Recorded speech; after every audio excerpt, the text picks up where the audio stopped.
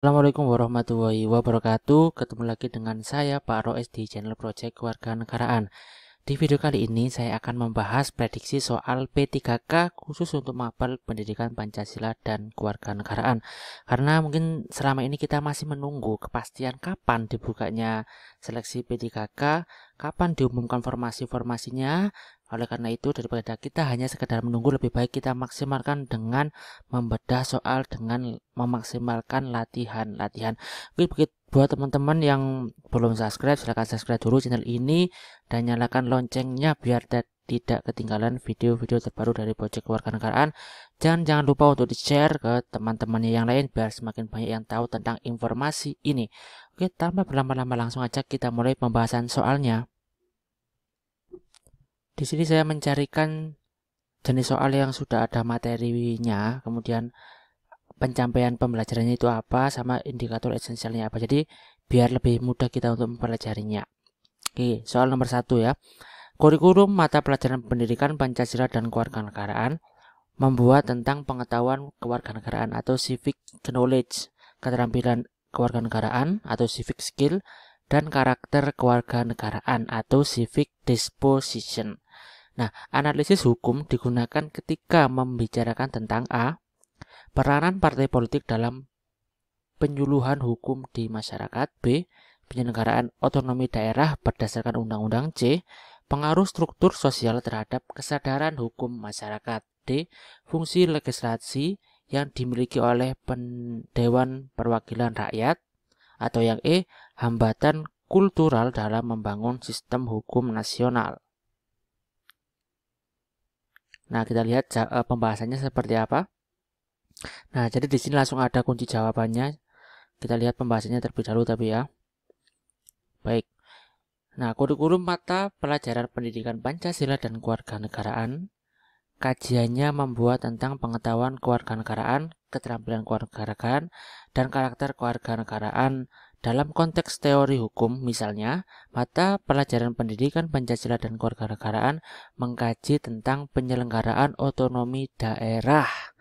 Berdasarkan undang-undang, otonomi daerah akan dikaji dari aspek hukumnya, baik dari landasan maupun dalam praktik penyelenggaraan dari perspektif yuridisnya. Nah, di sini jawaban yang paling tepat adalah yang B, penyelenggaraan otonomi daerah berdasarkan undang-undang. Ini saya tandai aja biar lebih jelas ya teman-teman.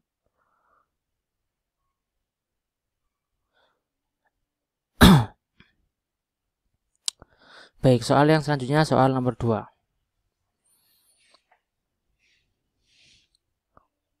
Nah, di sini materi pokoknya adalah di soal nomor 2 ini, materi pokoknya adalah tentang silabus. Soalnya seperti ini.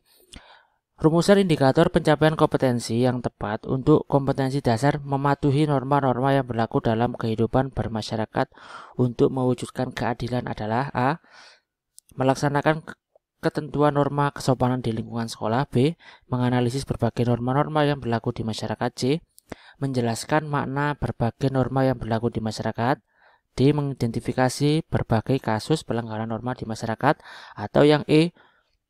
Menunjukkan macam-macam normal yang berlaku di masyarakat. Kita lihat indikator pencapaian kompetensi yang tepat untuk KD berikut. Mematuhi norma-norma yang berlaku dalam kehidupan masyarakat.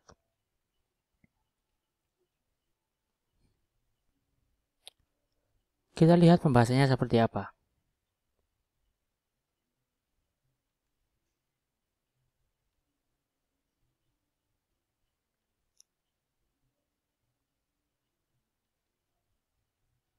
Nah, kita lihat pembahasannya seperti ini.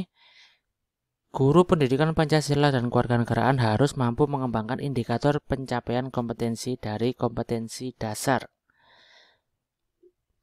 yang ada dalam kurikulum. Untuk kompetensi dasar, mematuhi norma-norma yang berlaku dalam kehidupan bermasyarakat untuk mewujudkan keadilan yang tepat, yaitu melaksanakan ketentuan norma yang berkesopanan di lingkungan sekolah. KD ini termasuk dalam kompetensi dasar afektif atau civic disposition. Untuk mengembangkan indikator yang sesuai dapat dicermati dari kata kerja operasional atau sering kita sebut sebagai KKO yang ada di dalam KD itu, yaitu mematuhi. Nah, kata kerja operasional ini kemudian dikembangkan dalam indikator pencapaian kompetensi menjadi melaksanakan. Ya, jadi kita kalau melihat KD itu kita lihat KKO-nya seperti apa. Yang dilihat itu dari segi afektifnya, dari segi pengetahuannya, atau dari segi keterampilannya. Ya, di sini berarti yang tepat adalah yang A, melaksanakan ketentuan norma kesopanan di lingkungan sekolah.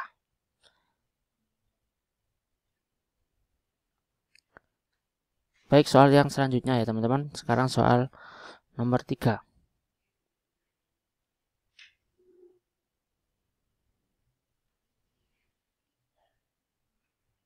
Nah, di sini materi pokoknya adalah tentang RPP. Soalnya seperti ini. Pak Iqbal akan mengajar PPKN dengan indikator pencapaian kompetensi, mensintesiskan kewenangan lembaga negara menurut Undang-Undang Dasar 1945. Model pembelajaran yang tepat adalah A. Simulasi, B. Debat, C. Diskusi, D. Ceramah, atau yang E. Praktek. Guru PKN harus mampu memilih model pembelajaran yang tepat agar pencapaian kompetensi pembelajaran dapat tercapai dengan baik. Pada prinsipnya tidak ada model pembelajaran yang nggak baik, karena model yang dipilih sangat tergantung dari kompetensi yang akan dicapai. Untuk indikator pencapaian kompetensi, menganalisis nilai-nilai Pancasila dalam kerangka praktik penyelenggaraan pemerintahan negara. Nah, model pembelajaran yang paling tepat adalah dengan cara diskusi. Nah, jadi jawaban yang paling tepat adalah yang C. Apakah model pembelajaran ceramah itu nggak bagus? Tentunya model pembelajaran ceramah juga bagus ya, tapi di sini kita harus bisa menyesuaikan dengan atau tergantung dari kompetensi dasar yang ingin dicapai, begitu ya. Praktek, apakah dia kurang tepat? Ya tentunya juga tepat aja. Jadi ini tuh tergantung dari kompetensi dasar yang ada di dalam pembelajaran tersebut. Kayak misalkan KD-nya tentang demokrasi gitu ya. Nah, mungkin untuk KD demokrasi di Indonesia itu cocok menggunakan model pembelajaran yang praktek ini.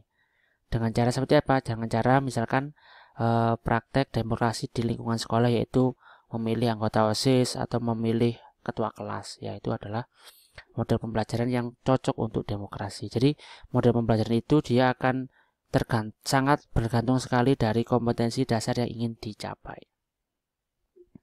Kita lanjut soal nomor 4. Ini materi pokoknya adalah tentang pembelajaran PPKN.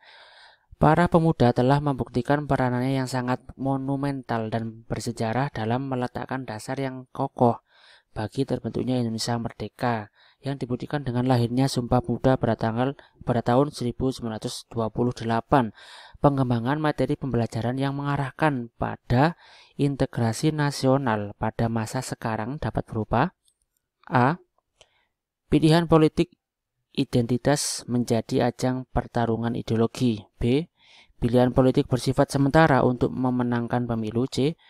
Pemilu merupakan ajang adu argumentasi dan program pembangunan. D. Tokoh politik mengemukakan janjinya untuk menarik pemilih. Atau yang E. Banyaknya partai politik simbol keberhasilan dari demokrasi. Coba kita lihat pembahasnya.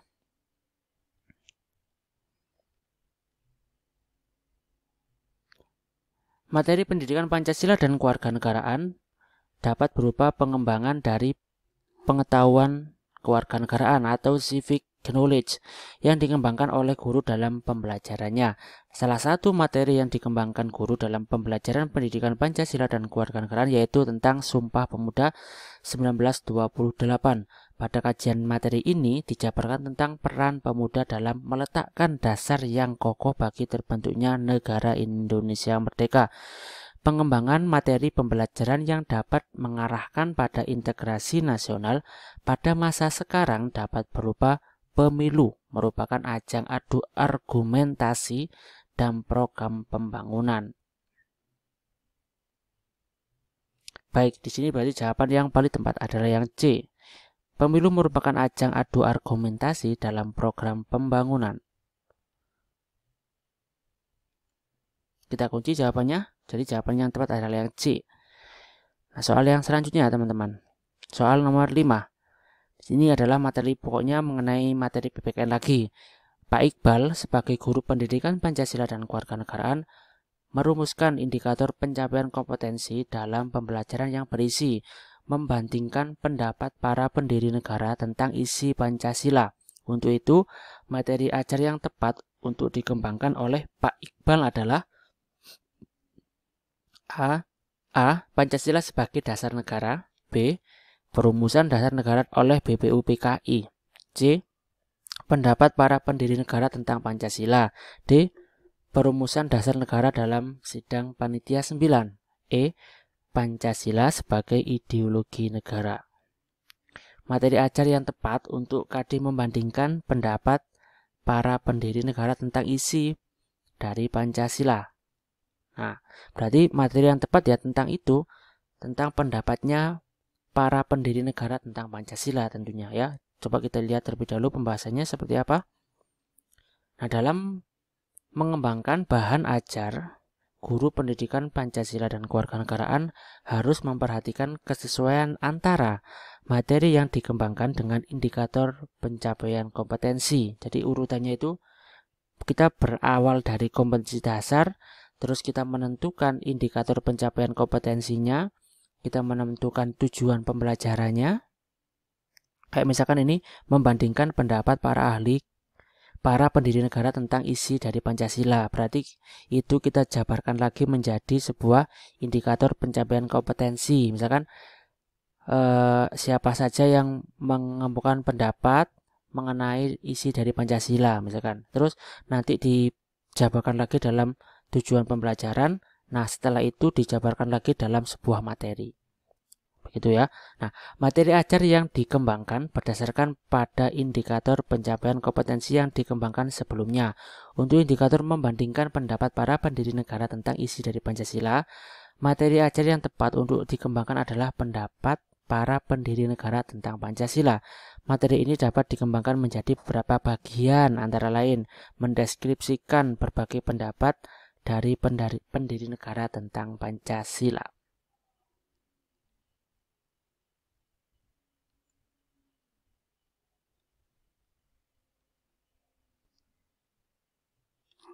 Kita lanjut ya teman-teman, soal yang selanjutnya.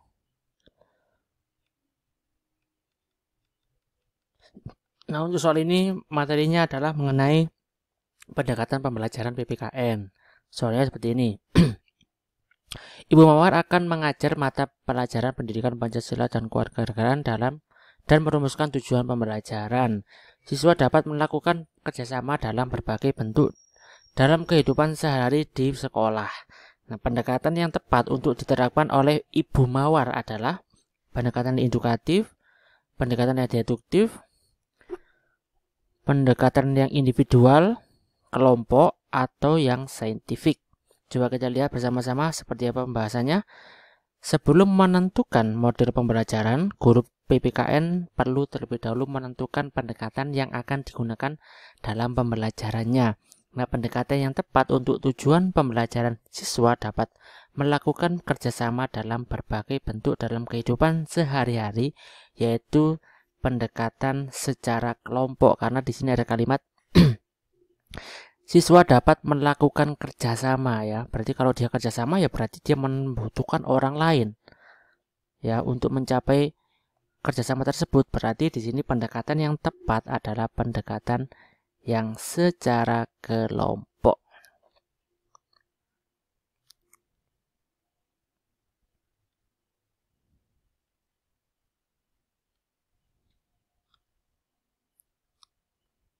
Nah, mungkin itu aja teman-teman video pembahasan soal P3K PPKN kali ini. Semoga bermanfaat buat teman-teman semuanya.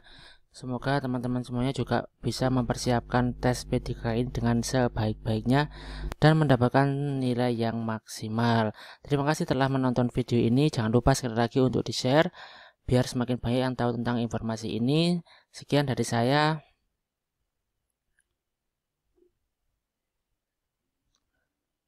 Salam sukses. Semoga kita semuanya segera diangkat menjadi ASN. Terima kasih.